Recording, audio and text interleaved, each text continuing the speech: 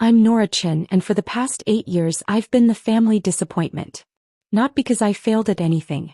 Because I succeeded quietly. While my brother Justin became a real estate agent and my sister Michelle opened her boutique consulting firm, I took a different path. I became a data analyst for a mid-sized tech company in Austin. Steady job. Decent salary. Nothing flashy. Still crunching numbers? Mom would ask at every family gathering, her voice dripping with concern that barely masked disappointment. Still analyzing data, I'd reply. Well, at least it's stable, she'd say, which was code for, at least you're not completely useless. My siblings had the flashy careers. Justin drove a leased BMW and posted constantly about his real estate deals. Michelle had the designer wardrobe and the social media presence. They looked successful. I looked ordinary. I wore simple clothes. Drove a Honda Civic. Lived in a modest apartment. Kept my head down. What my family didn't know, what I deliberately never told them, was that Grandpa Chin had seen through all of it. Grandpa immigrated from Taiwan in 1978 with $300 and a dream. He built a small empire, 6 rental properties in Phoenix, Arizona. Nothing huge. Just solid, appreciating real estate in good neighborhoods. He managed them himself until he turned 85. I was the only grandchild who visited him regularly. Not for money. Not for inheritance prospects. Just because I genuinely enjoyed his company. We'd sit on his porch drinking jasmine tea talking about everything. He'd tell stories about building his business. I'd tell him about my work, my life, my quiet goals. Your brother, he talks too much, Grandpa said once. Your sister, she spends before she earns. But you, Nora, you listen. You save. You think long term. I'm just boring, I joked. No, he said seriously. You're smart. The best kind of smart. The kind nobody sees coming. In 2020, when Grandpa was 92 and his health was declining, he called me to his house. I want you to have the properties, he said, sliding papers across his kitchen table. I stared at the quitclaim deeds. All 6 properties. My name listed as the new owner. Grandpa, I can't. You can. You will. His hand was firm on mine. Your family will fight over these when I'm gone. They'll tear each other apart. But you'll do the right thing. You'll preserve what I built. What about Mom? Justin? Michelle? Your mother helped me for 2 years, then got busy with her own life. Justin asked to manage the properties 3 times. I said no every time because I checked his financials. Michelle hasn't visited me in 4 years. He squeezed my hand. But you came every Sunday. You never asked for anything. You just showed up. The deeds were dated October 15, 2020. Notarized. Filed with Maricopa County. Legal and irrevocable. Don't tell them yet, Grandpa advised. Let them show you who they are first. He passed away peacefully in March 2021, surrounded by family who suddenly remembered he existed. For 3 years I stayed quiet. The properties were in my name, but I hired a management company to handle everything. Tenants paid rent. Properties appreciated. I collected income quietly while continuing my analyst job. Justin assumed he'd inherit everything. He told people at Dad's birthday party that he was preparing to take over Grandpa's real estate portfolio. Michelle posted on social media about honoring family legacy through property inheritance. Mom constantly talked about when we settle Grandpa's estate, like it was still pending. I never corrected them. I watched. I listened. I took notes. At Thanksgiving 2022, Justin mentioned that he'd already lined up buyers for when the properties transfer. Don't you think we should wait until it's official? I asked carefully. It's basically official, Justin said dismissively. I'm the oldest grandson. I understand real estate. Obviously they'll go to me. What about Michelle? Michelle can have some of the proceeds, he said generously, like he was doing her a favor. What about me? He actually laughed. Nor, come on. What would you do with rental properties? You can barely manage your own apartment. I said nothing. At Christmas 2023, Mom gathered us all together. I've been thinking, she announced. Grandpa's estate has been in limbo too long. I'm going to petition the court to distribute everything. Justin will get 4 properties since he's in real estate. Michelle gets 1. I keep 1. Nora. She paused. Nora, you'll get $50,000 from the proceeds. That's fair, right? Totally fair, Justin agreed immediately. Very generous, Michelle added. I smiled politely. If that's what you've decided. Good, Mom said relieved. I'm glad you're being reasonable about this. I could have told them then. I could have produced the deeds, ended the fantasy immediately. But Grandpa's words echoed, let them show you who they are first. So I waited. The call came on a Tuesday in April 2024. Nora, it's Mom. We need to talk about Grandpa's properties. Okay. Justin found buyers. We're selling all 6. The market's perfect right now. We'll split the proceeds like we discussed, 4-1-1 split, and you get your $50,000. You're selling them? We already sold them, she corrected. Closings are scheduled for next month. I just wanted to give you a heads up. The money should hit accounts by June. My stomach tightened. Mom, did you check the property titles? Of course we did. Justin handled everything. He's the real estate expert. And the titles showed? They showed what they always show, Grandpa's properties. His name was still on some documents, but that's normal for estates. Justin's lawyer handled the paperwork. I closed my eyes. They'd actually done it. They'd forged documents or misrepresented ownership to sell properties they didn't own. Mom, I need to tell you something. Nora, please don't make this difficult. We've been more than fair. $50,000 is generous considering you never helped with Grandpa's care. I visited him every single Sunday for 12 years, I thought. But I said, when's the family reunion? Saturday. Why? I'll be there. I had 4 days to prepare. Wednesday morning I called my real estate attorney Marcus Webb. Marcus, my family just sold 6 properties that I legally own. The closings are scheduled for next month. Silence. Then, they sold properties without your authorization? Apparently Justin forged or misrepresented the ownership documents. Buyers think they're purchasing from Grandpa's estate. Nora, that's real estate fraud. That's serious criminal territory. I know. What do I do?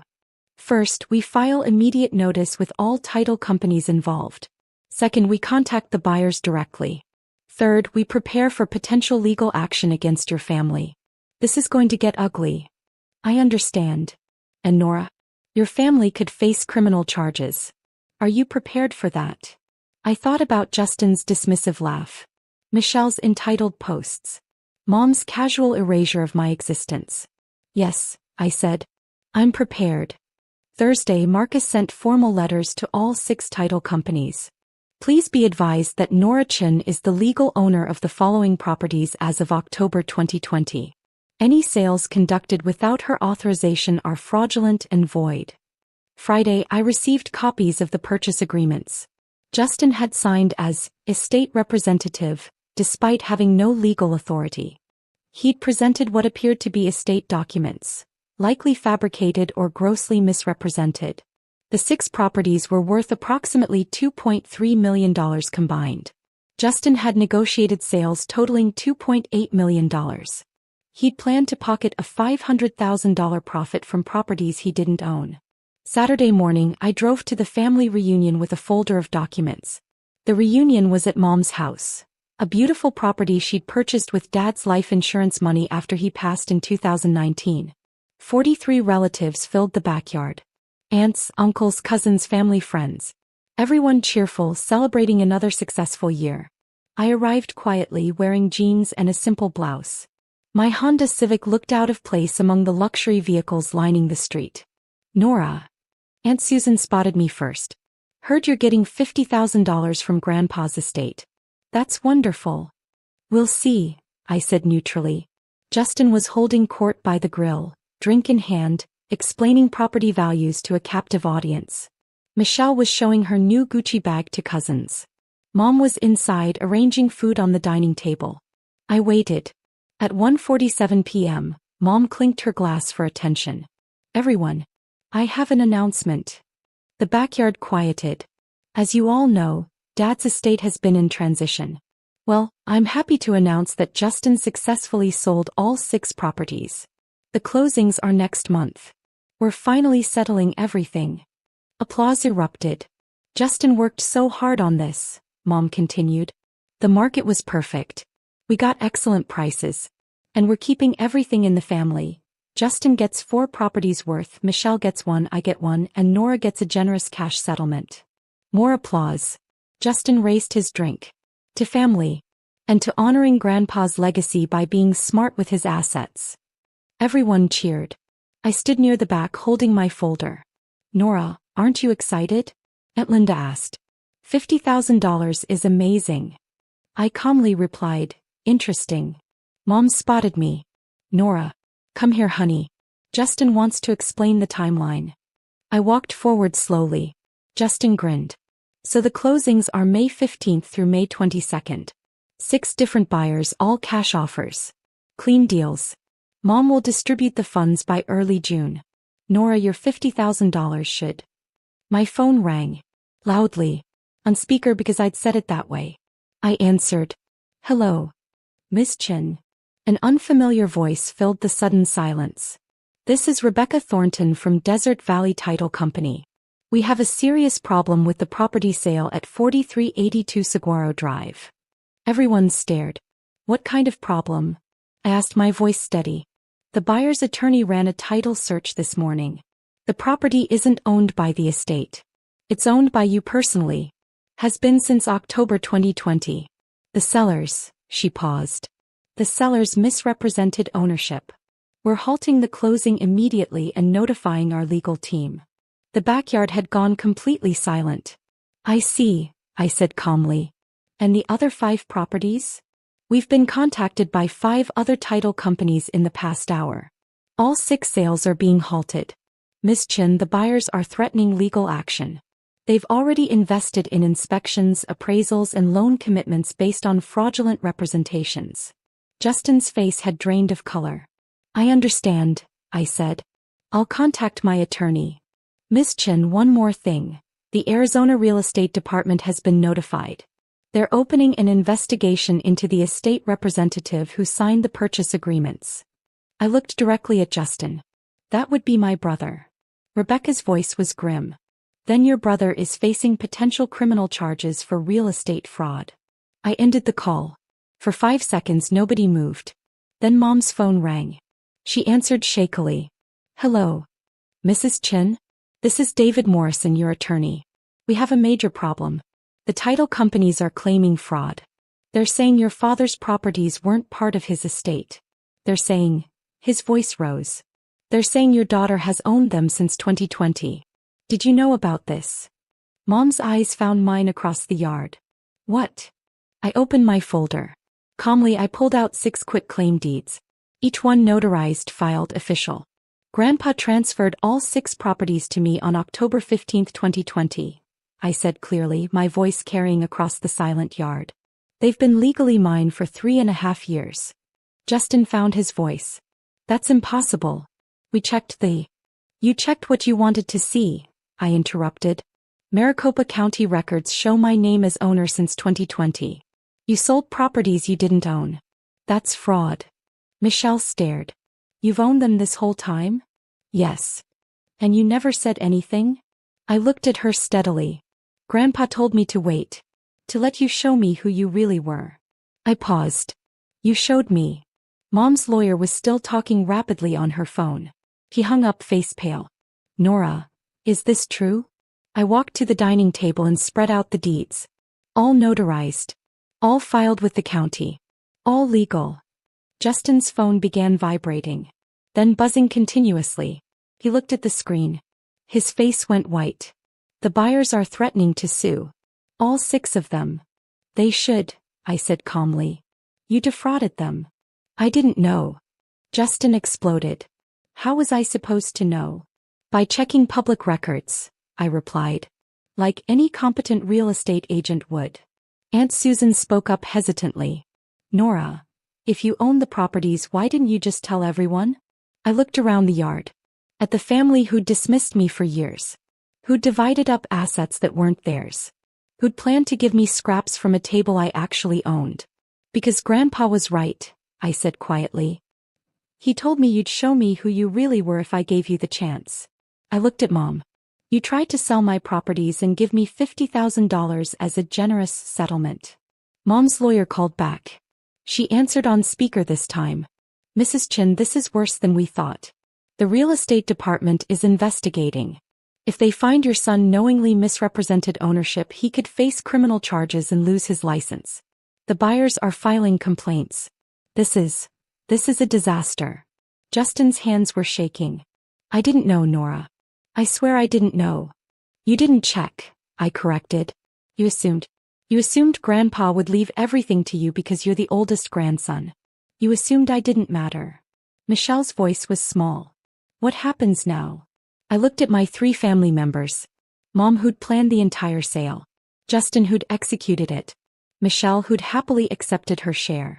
Now, I said, now the buyers sue you for their losses. Inspection fees. Appraisal costs. Loan application fees. Legal fees. Emotional distress. You're looking at roughly $80,000 in damages per buyer. Times 6. Justin's math was quick. That's $480,000. Approximately. I don't have that. Then you'll be bankrupted by litigation. Mom found her voice. Nora, surely we can work this out. We're family. I smiled sadly. You're right. We are family. That's why I'm not pressing criminal charges personally. Relief flooded her face. However, I continued, the real estate department doesn't need my permission. Neither do the buyers. Neither does the Attorney General's office, which handles real estate fraud cases. The relief disappeared. Justin could face criminal charges? Mom whispered. Yes. Real estate fraud in Arizona is a Class 4 felony. 2 to 3 years in prison. Permanent loss of real estate license. And that's before the civil suits. Justin collapsed into a patio chair. This can't be happening. I looked at him steadily. You laughed at me. At Thanksgiving 2022, you laughed when I asked what about me. You said I could barely manage my own apartment. I paused. I've managed 6 rental properties for 3.5 years. I've collected $347,000 in rent. I've maintained 97% occupancy. I've increased property values by $420,000 total. I leaned forward. I manage just fine. Aunt Linda spoke softly. Nora, what do you want? That was the question, wasn't it? I looked at my folder. At the deeds that proved ownership. At the family that had dismissed me for years. I want what Grandpa wanted, I said finally. I want these properties preserved and managed well. I want his legacy respected. I looked at each of them. And I want you to understand that dismissing someone doesn't make them invisible. It just makes you blind. The reunion ended quickly after that. Relatives left in awkward silence. Nobody knew what to say. The celebration had turned into a crime scene. Mom pulled me aside before I left. Nora, please. We can fix this. I'll talk to the buyers. We'll explain it was a misunderstanding. Mom, it's not a misunderstanding. Justin forged estate documents. He represented himself as having authority he didn't possess. He conducted 6 fraudulent transactions. That's not a misunderstanding, that's organized fraud. He's your brother. He's a criminal. The word hung between us. Mom, he tried to steal $2.8 million in property. If he'd done this to strangers, you'd want him prosecuted. Her eyes filled with tears. What about the family? What about the family that excluded me? The family that gave me scraps? The family that never once asked if I needed help or support or just acknowledgement? She had no answer. Justin approached, his real estate agent confidence completely shattered. Nora, I'll make this right. I'll contact the buyers, explain everything. Justin, stop. I looked at him directly. You can't make this right. You committed fraud.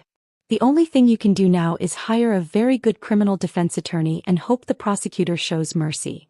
You could ask them not to prosecute. I'm not asking them anything. My voice was firm. You need to face the consequences of your choices. Michelle had been quiet, but now she spoke. Nora, I didn't know. I just accepted what Mom said. I didn't know Justin was committing fraud. I looked at her. You didn't know because you didn't ask. None of you asked. You just assumed. What happens to me? You. Probably nothing criminal. You didn't sign documents. You didn't misrepresent ownership. You just planned to accept money from a fraudulent sale. I paused. But the buyers might include you in civil suits since you were a beneficiary of the fraud. Her face paled. I could be sued? Yes. For how much? However much the lawyers decide to pursue. She looked like she might cry. I felt nothing. No satisfaction. No anger. Just a strange, hollow emptiness. These were my family members. I'd grown up with them. Celebrated holidays with them. Shared a lifetime of memories. And they'd tried to steal from me. I left the reunion at 3:15 p.m. By 5 p.m. I received emails from 3 of the 6 buyers' attorneys. Each one detailed their clients' losses and indicated intent to pursue full damages. By 7 p.m. Marcus called. The real estate department is fast-tracking the investigation. They take fraud seriously, especially when it involves an active agent. He paused. Nora, Justin's career is over. Even if he avoids criminal charges, his license will be revoked. I understand. How do you feel about that? I said slowly, like Grandpa knew exactly what he was doing. Over the next 6 weeks, the consequences cascaded. Week 1. All 6 buyers formally withdrew from their purchase agreements. Their attorneys sent demand letters totaling $487,000 in collective damages. Week 2. The Arizona Real Estate Department suspended Justin's license pending investigation. 3 of his current clients terminated their agreements, citing fraud concerns. Week 3. 2 buyers filed lawsuits. Justin hired a criminal defense attorney at $15,000 retainer. Week 4. Mom hired a civil attorney to represent the family. The attorney's advice: settle quickly before more buyers sue. Week 5. Michelle's boutique consulting firm lost 2 clients who'd seen news coverage of the fraud case. Week 6. The Attorney General's office opened a formal investigation into real estate fraud. Through it all, I maintained the properties, collected rent, managed tenants, continued my analyst job. On a Wednesday in June, Mom called. Nora, we're settling with the buyers. Justin's selling his condo to cover his share. I'm taking a second mortgage. Michelle is liquidating her retirement account. Her voice was exhausted. We'll pay every penny back. Good. The AG is offering Justin a plea deal. Probation instead of prison if he surrenders his license permanently and pays restitution. Is he taking it? Yes. She paused. Nora. I'm sorry. I waited. I'm sorry we dismissed you. I'm sorry we assumed you didn't matter. I'm sorry we tried to take what was yours. Why? I asked. Why did you assume I didn't matter? She was silent for a long moment. Because you were quiet. You didn't brag. You didn't post on social media. You just existed peacefully. And I mistook that for failure. Grandpa didn't. No, she agreed softly. He saw what we missed. He told me to wait, I said. To let you show me who you really were. And we showed you we were greedy. I didn't disagree. Can we ever fix this? Mom asked. I don't know, I answered honestly. You tried to steal $2.8 million from me. You dismissed my entire existence. You planned to give me scraps and call it generous. I paused. That's not something you fix with an apology. What would it take? Time, I said. Years of time. Years of showing me that you've actually changed. Years of treating me like I matter. I paused. And honestly, Mom, I'm not sure I want to wait around to find out. He started crying. You're cutting us off? I'm protecting myself, I corrected. The way I should have years ago. I ended the call. 18 months later, I'm still managing Grandpa's 6 properties. They're now worth approximately $3.1 million. I've hired an excellent property management company. I've increased rents responsibly. I've maintained everything to Grandpa's exacting standards. I still work my analyst job. I still drive my Honda Civic. I still live modestly. But now I also have a real estate portfolio that generates $18,000 monthly in rental income. I have financial security that my family never imagined I possessed. Justin lost his real estate license permanently. He works at a car dealership now, selling used vehicles. His BMW was repossessed. He lives in a small apartment. Michelle closed her consulting firm. She works corporate HR for a mid-sized company. Her social media presence is gone. Mom sold her house to cover legal fees and settlements. She lives in a modest condo. We talk occasionally, but the relationship is forever changed. I received a letter from Aunt Linda 6 months ago. Nora, I always knew you were special. Your grandfather saw it too. I'm sorry the family treated you as invisible. You were never invisible. You were just operating on a different level than the rest of us could see. I hope you're happy. I hope you've built something beautiful with what Grandpa gave you. He chose wisely. I keep that letter in my desk drawer next to a photo of Grandpa and me on his porch drinking jasmine tea. In the photo he's smiling at something I said. I'm mid-laugh, completely relaxed. We look like what we were, two people who understood each other completely. You were right, Grandpa, I say sometimes to the photo. You told me to wait. To let them show me who they were. I pause. They showed me exactly who they were. And I showed them exactly who I was. Not the family failure. Not the dismissible daughter. Not the invisible granddaughter. Just Norachan. Property owner. Strategic thinker. Grandpa's chosen heir. The one who inherited everything because she earned it through Sunday afternoon conversations and jasmine tea. The one who stayed quiet while they revealed themselves. The one who won because she never needed to announce her success. I just owned it. Literally.